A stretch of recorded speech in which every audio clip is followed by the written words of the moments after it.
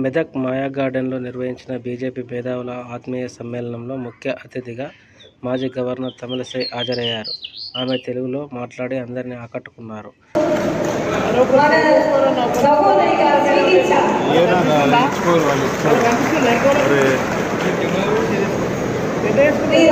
సంతోషంగా, ఆనందంగా, ఆరోగ్యంగా ఉండాలని నేను దేవుడిని ప్రార్థిస్తున్నాను.